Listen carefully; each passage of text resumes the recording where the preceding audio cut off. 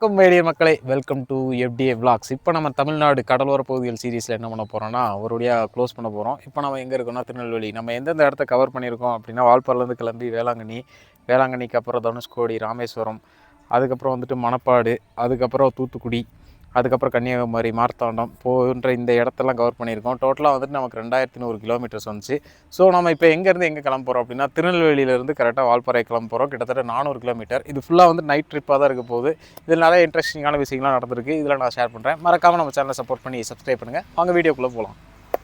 வணக்கம் மீடியர் மக்களே, இப்போ நாம் எங்கே இருக்கோம் அப்படின்னு பார்த்தீங்கன்னா தூத்துக்குடி. இந்த சர்ச்சோட வீடியோ நேற்று பார்த்துருப்பீங்க. நல்லா இருந்துச்சா இல்லையான்னு பார்த்து மறக்காமல் கமெண்ட் பண்ணுங்கள். இப்போ நாம் எங்கே இருக்கோம்னா தூத்துக்குடியிலேருந்து வால்பாறை நோக்கி கிளம்ப போகிறோம். கிட்டத்தட்ட ஒரு 400 கிலோமீட்டர்ஸ் ஃபுல்லாக வந்து நைட் ட்ரிப்பு. பார்த்தீங்களா, சார்ஜெல்லாம் போட்டு செல்லெல்லாம் சார்ஜ் ஏற்றிட்டேன். சரி எப்படியாவது இங்கேருந்து போயிடணும் அப்படின்னு சொல்லி இங்கேருந்து நம்ம கிளம்பும்போது கரெக்டாக வந்துட்டு மணி கிட்டத்தட்ட 9 மணி ஆகுதுங்க. நம்ம 400 கிலோமீட்டர் முடிக்கிறதுக்கு கூகுள் மாத்தாச்சு கிட்டத்தட்ட 7 ஹவருக்கு மேலே காமிச்சுது. சரி அதெல்லாம் ஒன்றும் பிரச்சனை இல்லை, பார்த்துக்கலாம் அப்படின்னு சொல்லிட்டு அங்கேருந்து எல்லாருக்கும் டாட்டா பாய் பாய் சொல்லிட்டு கிளம்பிட்டேன். எல்லாம் பார்த்தீங்களா தூரமான நம்ம டாட்டா சொல்லிட்டு இருந்தாங்க. சரி நம்ம போகலாம் அப்படின்னு சொல்லியாச்சு. இது என்னென்னா கிறிஸ்மஸ் டைம் அப்படிங்கிறதுனால வந்துட்டு பார்த்தீங்களா ஃபுல்லாக ஊரே லைட்டிங்காக போட்டு பட்டையை கிளப்பியிருந்தாங்க. சரி நமக்கு என்ன, நம்ம தான் வந்தாச்சு பார்த்தாச்சு ஓடிடலாம் அப்படின்னு சொல்லிட்டு அங்கேருந்து கிளம்பி ஒரு வழியாக அப்படியே போயிட்டே இருந்தோம். பார்த்தீங்களா ஃபுல்லாக ஆஃப் ரோடு மாதிரி தாங்க இருந்தது. ஏன்னா ஊருக்குள்ளே தான் ஓட்டிகிட்டு இருந்தேன். ஸோ அதனால் அப்படியே இருந்ததுனால முடிஞ்ச அளவுக்கு லைட்டையும் போட்டுட்டு எங்கேயாச்சும் நாய்கை மட்டும் குறுக்க வராமல் இருக்கணும். அப்பா சாமி, நாய் வந்ததுன்னா நம்மளை பிடிச்சிருவாங்கன்னு பார்த்தா பக்கத்தில் வரேன் டப்புன்னு வந்து பிரேக் அடிச்சார். என்னடா நாய் வருதுன்னு பார்த்தா பைக் வருது அப்படின்னு பார்த்து அண்ணன்ட்ட ஒரு ஆரணை போட்டேன். அண்ணன் வழியை விட்டார். சரி அப்படியே போகலான்ட்டு இருந்தேன். பார்த்தீங்களா இங்கே உள்ள எல்லா சர்ச்சிலையுமே வந்துட்டு லைட்டிங்லாம் இருந்தது. கிட்டத்தட்ட இந்த ஷூட்டு நடக்கும்போது 29ஆம் தேதி 29ஆம் தேதி இந்த மாதிரி ஷூட்டெல்லாம் பார்த்துருப்பீங்கன்னா மறக்காமல் நான் கமெண்ட் பண்ணி விடுங்க. ஏன்னா கிறிஸ்மஸ் முடிஞ்சு 2-3 கிட்டத்தட்ட 4 நாள் ஆகுது. 4 நாளாகவே அப்படியே லைட்டிங்லாம் போட்டு நல்ல பங்கமான என்ட்ரன்ஸுங்க. இதான் அந்த ஊரோட என்ட்ரன்ஸ் பக்கம் வந்துட்டோம். சரி நம்ம போகலான்னு பார்த்தோன்னே ரோடு இல்லைங்க. சரி என்னடா பண்ணுறது, ரோடு இல்லை ஒன்றும் இல்லை.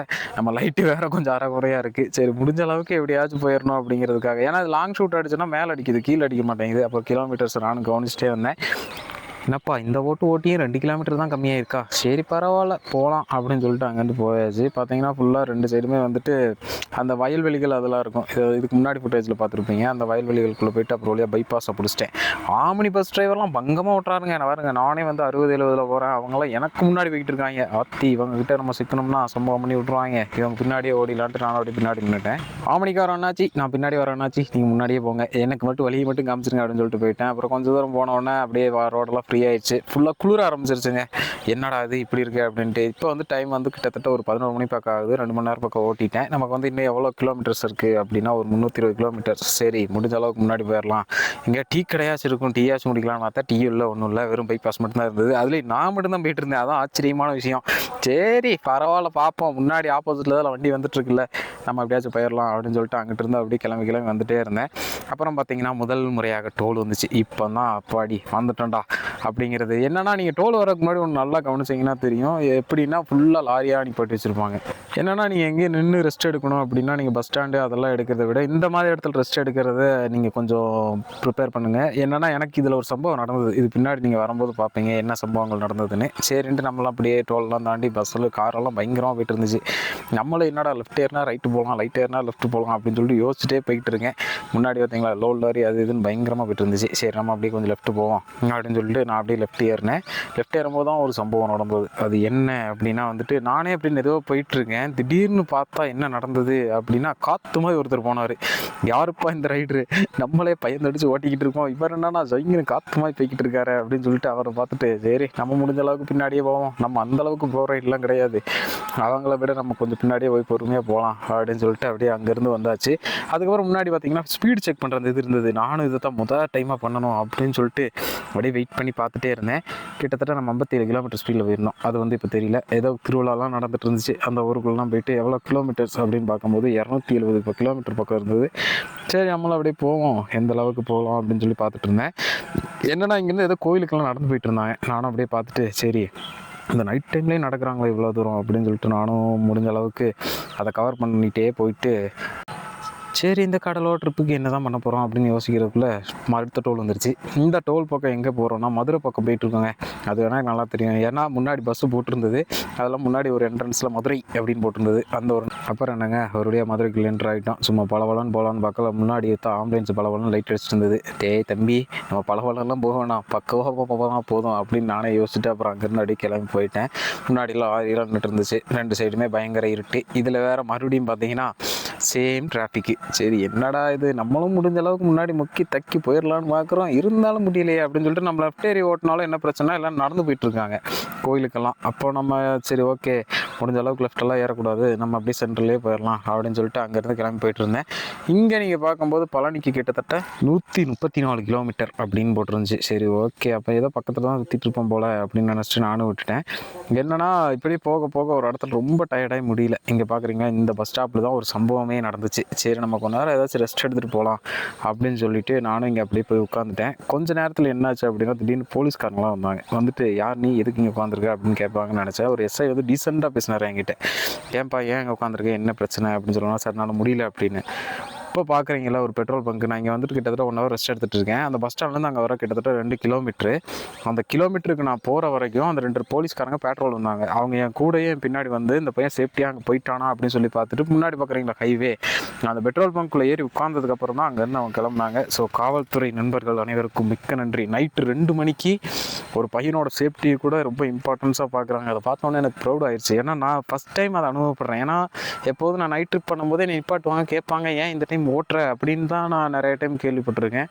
ஆனால் ஃபஸ்ட்டு டைம் ஒரு போலீஸ்காரங்க கூப்பிட்டு ப்ரௌடாக இருக்குப்பா. ஆனால் வந்துட்டு நீ இருக்கிற இடம் சேஃப்டி இல்லை, சப்போஸ் ஏதாச்சும் ஒன்று நடந்துச்சுன்னா யாரும் பார்க்க முடியாது, எல்லா இடத்துலையுமே வந்து யாருமே உன்னை கேரி பண்ணிக்க மாட்டாங்க, எப்போது ரெஸ்ட் எடுக்கணிங்கன்னா ஒன்று டோல் பக்கம் அந்த மாதிரி ரெஸ்ட் எடுங்க, இல்லாட்டினா வந்துட்டு இந்த மாதிரி பெட்ரோல் பங்கு அந்த மாதிரி ஏதாச்சும் ஒரு ஏரியாவில் போய் ரெஸ்ட் எடுங்க அப்படின்னு அட்வைஸ் பண்ணாங்க.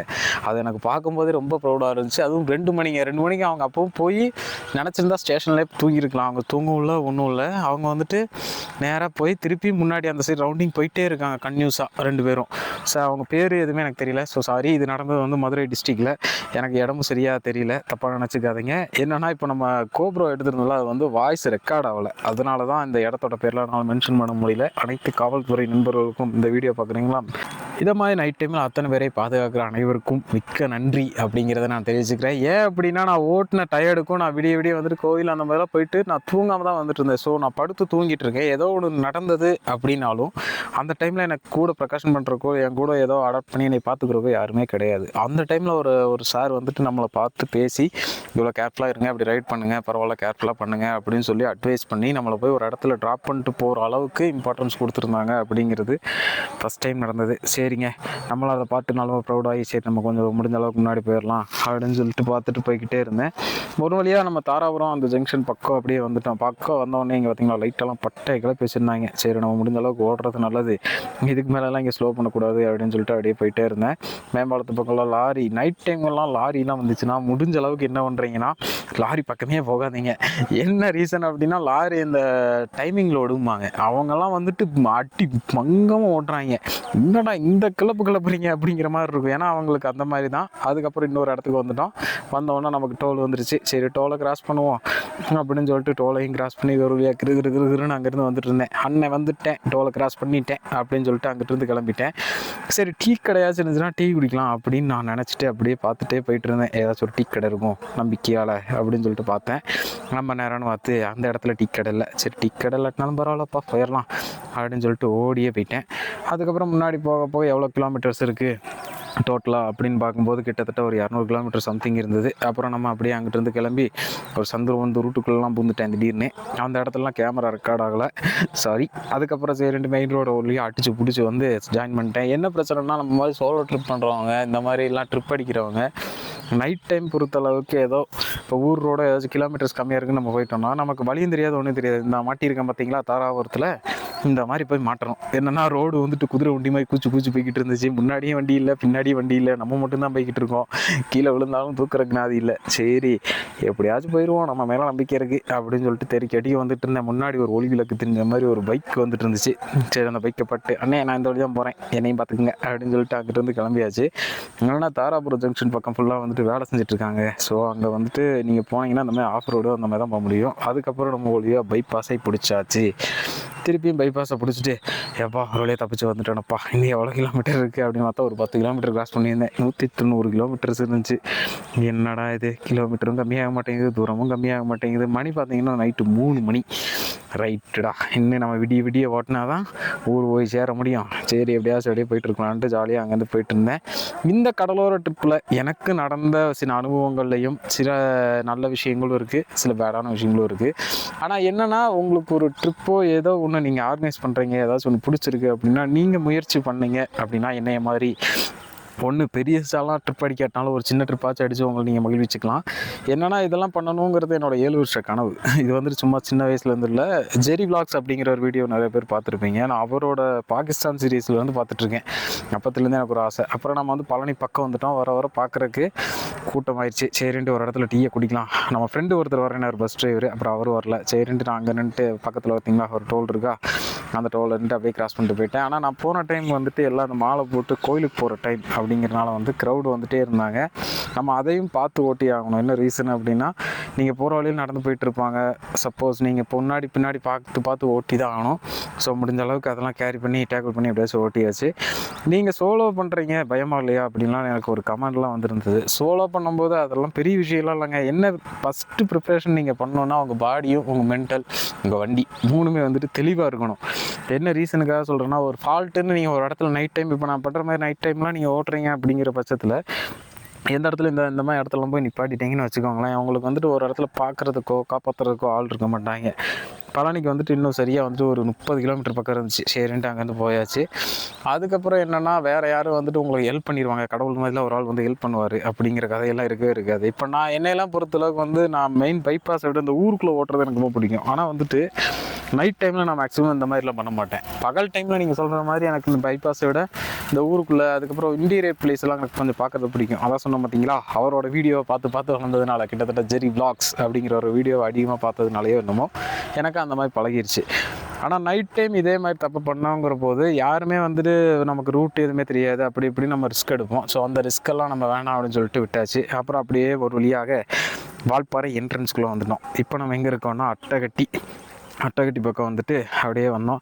பார்த்தீங்களா, விடிஞ்சிருச்சு. கிட்டத்தட்ட 6 மணி. என்னப்பா 3 மணிங்கிற 6 மணிங்கிற அப்படின்னா, ஏன்னா அந்த ஃபுல் ஃபுட்டேஜ் என்னால் இதில் ஆட் பண்ண முடியலங்க. கிட்டத்தட்ட வந்துட்டு 2.5 மணி நேரம் வருது. சரி, இதை முடிஞ்ச அளவுக்கு இம்பார்ட்டண்டானதெல்லாம் சொல்லிடலாம் அப்படிங்கிறக்காக தான் இந்த வீடியோவே. ரெண்டாவது, இதுக்கெல்லாம் நான் டைம் ஸ்பெண்ட் பண்ணுறேன், அதுக்கப்புறம் ஓட்டுறேன் இப்படிங்கிறதுக்கெல்லாம் தாண்டி நம்ம நிறையா விஷயத்துக்கு வந்து சாட்டிஸ்ஃபைஸ் பண்ணணும். இப்போ நான் இப்போ ஃபுல் நைட் அடிக்கிறேன் அப்படின்னா, நான் வந்து எனக்கு வந்து ஃபுட்டெல்லாம் ஒழுங்காக இறங்காது. அதே மாதிரி 2 நாளாக தூக்கம் இல்லை அப்படிங்கிற பட்சத்தில் நம்ம வந்து தூங்கி சரியாக இருந்திருக்க கிட்டத்தட்ட ரொம்ப டைம் எடுக்கும். இங்கே பார்க்குறீங்களே ஆலியார் மேலே வியூவெல்லாம் எப்படி இருந்ததுன்னு பாருங்கள். அதுவும் பார்த்தீங்கன்னா ஃபுல்லாக ஃபாகு, அதுக்கப்புறம் தண்ணி. நம்ம அப்படியே அங்கே சுற்றிட்டு இருந்தோம். இது எடுக்கும்போது கரெக்டாக வந்துட்டு மணி 6 அந்த டைமில் தான் எடுத்துகிட்ருக்கோம். பாருங்கள் எவ்வளோ சூப்பராக இருந்ததுன்னு வியூவெல்லாம். இதெல்லாம் பார்த்துட்டு மறக்காமல் கமெண்ட் பண்ணி விடுங்க. அதுக்கப்புறம் நம்ம அப்படியே அட்டகட்டியை நோக்கி வந்துட்டோம். இது வந்து காடம்பாறை செக் போஸ்ட் அப்படிம்பாங்க. அங்கே வந்து அப்படியே ஒரு பாறையை போட்டு போயாச்சு. இதை மாதிரி ஸ்ட்ரகிள்ஸ் அனுபவித்து தான் நாங்கள் ரைடெல்லாம் பண்ணுவோம். இது நானுன்ட்டு இல்லை, எந்த ரைடராக இருந்தாலும் இந்த ஸ்ட்ரகிள் அனுபவிப்பாங்க. ஸோ நீங்களும் இந்த மாதிரிலாம் ட்ரை பண்ணுறீங்கன்னா ஒரு சின்ன கிலோமீட்டர்ஸாக ஃபஸ்ட்டு ட்ரை பண்ணுங்கள். அதுக்கப்புறம் வந்துட்டு கொஞ்சம் கிலோமீட்டர் இன்க்ரீஸ் பண்ணுங்கள். நான் ரொம்ப நாளாக பண்ணிகிட்டு இருக்கிறதுனால எனக்கு கொஞ்சம் இது அடாப்ட் ஆகிக்கும். நீங்கள் நினச்சோன்னே எடுத்தோம் லாங் ட்ரிப் போனோம் அப்படிங்கன்னா அதுக்கான வண்டியும் ரெடியாக இருக்கணும், நீங்களும் ரெடியாக இருக்குன்னு சொன்ன பார்த்தீங்களா, மென்டலி டிஸ்டர்ப் ஆவீங்க, ரொம்ப டிஸ்டர்ப் ஆவீங்க. இந்த மாதிரி நைட் டைம்லாம் வரும்போதெல்லாம் ஒரு கட்டத்தில் நமக்கே ட்ரிகர் ஆயிடும், என்னடா அப்படின்னு. இப்போ நீங்கள் பார்க்குறீங்களா, இது வந்துட்டு டிசம்பர் பூ அப்படிம்பாங்க, ஒயிட் கலரில் பயங்கரமாக இருக்கா. இந்த பூவை வந்துட்டு நிறைய பேர் பார்த்துருப்பீங்க, நிறைய ஃபோட்டோஸ் வீடியோஸ்லாம் எடுத்திருப்பாங்க. இது பார்க்குறதுக்கே நல்லா இருக்குங்க, ரோட்டோரத்தெல்லாம் பயங்கரமாக இருக்கும். ஒரு வழியாக சன்ரைஸ் ஆயிடுச்சு. கிட்டத்தட்ட சன்ரைஸ் ஆனது 6:45. ஆனால் நான் எந்த இடத்துல சன்ரைஸ் பார்க்க போனாலும் மணி 6:45 ஆயிடுது. என்னென்னா, நான் இங்கேருந்து கன்னியாகுமரி போய் பார்க்கும்போது அதே மாதிரி தான் ஆச்சு. என்னடா அது, நம்ம சன்ரைஸை பார்க்கும்போதுலாம் 6:45 ஆயிடுது அப்படின்னு சொல்லிட்டு யோசிச்சுட்டு அப்படியே அங்கேருந்து கிளம்பி வந்துட்டேன். இப்போ அப்படியே போக போக சூப்பராக இருந்துச்சு வியூவெல்லாம். எப்படி இருந்ததுன்னு பார்த்துட்டு மறக்காமல் சொல்லுங்கள். அதுக்கப்புறம் கொஞ்சம் முன்னாடி போனோன்னு பார்த்தீங்கன்னா 2 சிறு மரங்கள், அதுக்கப்புறம் ரோடு, நம்ம மட்டும்தான் காலியான ஒரு ஆள், பட்டையை கிளப்பிட்டு போகலாம் அப்படின்னு சொல்லிட்டு அப்படியே போயிட்டே இருந்தேன். இங்கே வந்துட்டு ஒரு இடம் இருக்குது, அது என்னென்னா டைகர் வேலி பக்கம் பாருங்கள், சன்ரைஸை பார்க்கலாம் அப்படின்னு சொல்லிட்டு நின்றுட்டு இருந்தேன். சூப்பராக சூரிய உதயம் ஆகிட்டு இருந்தது. கிட்டத்தட்ட 7 மணி ஆச்சு இந்த உதயத்தை நான் பார்க்குறதுக்கு. சரி, நம்ம அப்படியே இங்கேருந்து கிளம்பிடலாம் அப்படின்னு சொல்லிட்டு அங்கேருந்து அப்படியே கிளம்பிட்டேன். இப்போ நம்ம வந்திருக்கிற இடம் தான் தலைனார் வியூ பாயிண்ட்டுமாங்க. இது வந்து கவர்க்கல். இப்போ பார்த்தீங்களா ஃபுல்லாக வந்துட்டு ஃபாக் லைட்டாக தான் இருக்குது, ரொம்பலாம் இல்லை, ரொம்ப லைட்டாக தான் இருந்தது. குளிர் இருந்தது, அது பார்க்குறக்கே அந்த சில்னஸ் எல்லாம் அப்படியே என்ஜாய் பண்ணிட்டு நம்மளும் அப்படியே அங்கேருந்து கிளம்பியாச்சு. இந்த வியூ பாருங்களேன் எப்படி இருக்குன்னு. ஃபுல்லாக வந்து சன்ரைஸ் ஆகி மேலே வந்து எல்லோவிஷாக இருக்குது. அதுக்கப்புறம் முன்னாடி போனோன்னே அப்படியே சன்ரைஸ் வந்து மலைக்கு மேலே பட்டு அப்படியே சன்ரைஸ் ரைஸ் ஆகுது. இதெல்லாம் பார்க்கும்போது சூப்பராக இருந்துச்சு. சரி நம்மளும் பல நாள் கழிச்சு சன்ரைஸ் எல்லாம் பார்க்குறோம் அப்படின்னு சொல்லிட்டு நானும் ஆர்வமாக அங்கேருந்து அப்படியே ஓடிட்டேன். அதுக்கப்புறம் பார்த்தீங்கன்னா இது வந்து கவர்க்கல்லையே கார்ல் மார்க்ஸ் அப்படிங்கிறவருக்கு ஒரு சிலை இருக்கும். அந்த சிலைக்கு பக்கத்தில் தான் இந்த இதில் இருக்குது. பக்கத்தில் பார்த்தீங்கன்னா ஒரு வியூ பாயிண்ட் இருக்கும். அந்த வியூ பாயிண்ட் போனீங்கனாலும் பார்த்து என்ஜாய் பண்ணலாம். சரிங்க, இந்த vlog இதுக்கப்புறம் அப்படியே எண்டாக்கப்படுகிறது. என்ன ரீசன் அப்படின்னா அவ்வளோதான், நம்ம வேறு டெஸ்டினேஷன் வந்துருச்சு. நீங்கள் வந்து சோலோ ட்ரிப் பண்ணுறீங்களே பயமாக இல்லையா? ஏன்னா நான் நிறையா அதில் வந்து லேர்ன் பண்ணி இப்போ தான் இன்னும் கற்றுக்கிட்டு இருக்கேன். ஸோ முடிஞ்ச அளவுக்கு இன்னும் நான் எவ்வளோ எக்ஸ்பீரியன்ஸ் பண்ணுறேங்கிறத இந்த வீடியோவில் இதுக்கப்புறம் நான் அப்படியே கன்வீனியன்ஸாக நான் கொடுத்துட்டே இருக்கேன். ஸோ இந்த vlog நான் இதோட என் பண்ணிக்கிறேங்க. இது இந்த மாதிரி ட்ராவல் கனெக்ட் நம்ம பேஜை மறக்காமல் சப்போர்ட் பண்ணி சப்ஸ்கிரைப் பண்ணுங்கள், மறக்காமல் கமெண்ட் பண்ணுங்கள், ஷேர் பண்ணுங்கள். ரெண்டாவது நமக்கு ட்ராவல் ஐடியெலாம் இருக்குது, இன்ஸ்டாகிராம், ஃபேஸ்புக், அதெல்லாம் வந்துட்டு FDA vlogsன்னு இருக்கும். அதையும் மறக்காமல் சப்போர்ட் பண்ணிக்கோங்க. சரிங்க, அடுத்து ஒரு நல்ல வீடியோவில் சந்திக்கலாம். Tata bye bye. FDA vlogs நீங்கள் ரொம்ப நாளாக எதிர்பார்த்துருந்த நம்ம டிராகன் எக்ஸ்பல்ஸ் 210 ரிவ்யூ வீடியோ தான் பண்ண போகிறோம். ஆஃப் ரோட் டெஸ்ட்டு தான் பண்ண போகிறோம். சரி வாங்க வீடியோக்குள்ளே போகலாம். தேங்க்யூ. நீங்கள் எந்த விதமான வண்டி எந்த விதமான ஸ்ட்ரகிளும் அனுபவிக்கல. ஹீட்டிங்கு அந்த மாதிரியெல்லாம் பெருசாக